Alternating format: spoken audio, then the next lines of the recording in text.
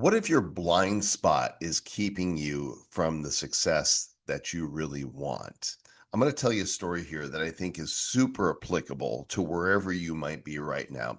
Sometimes we really can't see the forest for the trees, and sometimes the thing we want is so close, but we need somebody else to point it out for us. Now, I'm going to go back to when I was a sophomore in college at the University of Illinois in Urbana-Champaign. I believe I was home for summer break or sometime around there.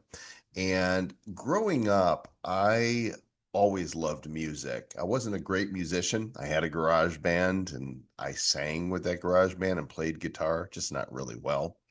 But I loved music and was always listening to the radio. So I'm a child of the 70s AM, then FM radio.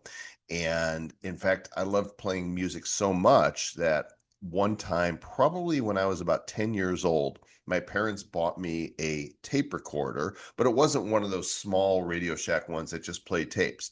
It was an AM FM receiver, and it had an intercom system built into it. There was basically one speaker that attached to the main unit, and it had probably like a 30-foot cord. So you would be able to push a button on the main tape deck and speak into a microphone that was on the tape deck, and it would broadcast over the speaker up to 30 feet away. So what I would do is my bedroom was on the second floor of our home in Northbrook, Illinois, and I would take that speaker and run it down the stairs and put it in the front entryway. That's as far as it went.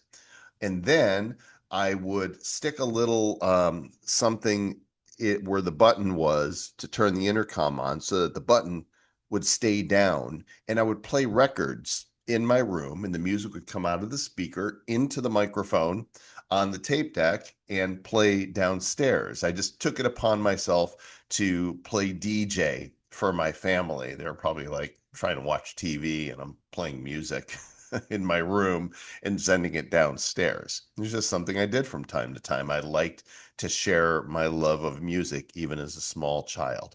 So fast forward now, 10 years or so later, and I'm between sophomore and junior year, and this is the point of the story. I remember my stepmother, Gloria, turning to me one day and saying, "Why don't you DJ at the radio station at college?" Never even dawned on me. Never thought about this. WPGU Rock 107 FM, Urbana-Champaign's classic rock. I heard the people say it on the radio. I listened to the local FM radio station, but I never thought, oh, that could be me. Why can't that be me?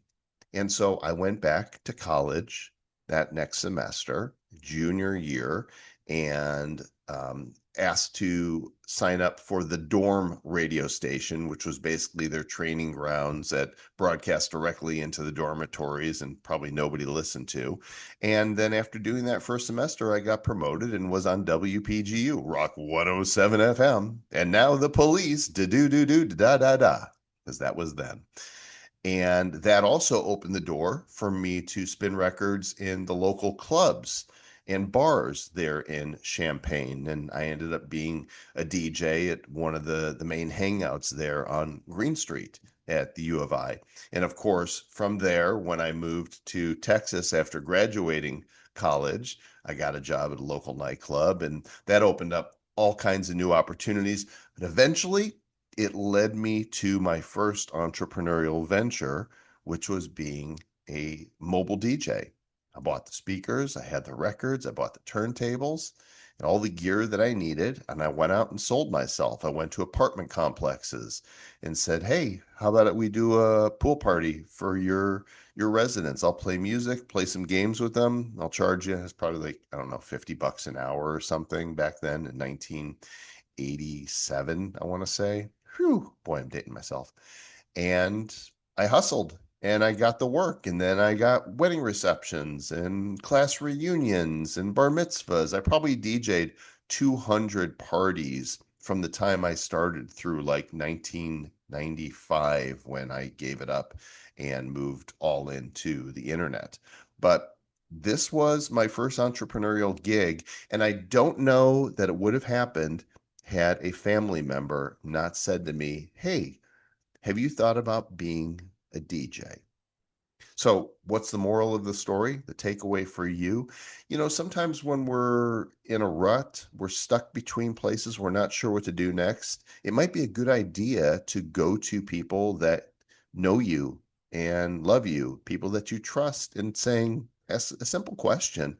Hey, what do you think I'd be good at? What am I missing? What am I not seeing? What is it about my personality and my skill set that you think might not be might not be being used today?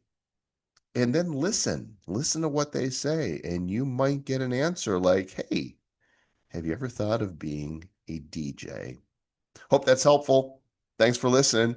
Make sure you subscribe, like, share, all the things to tell others that occasionally Joel's got something to say. Have a good one.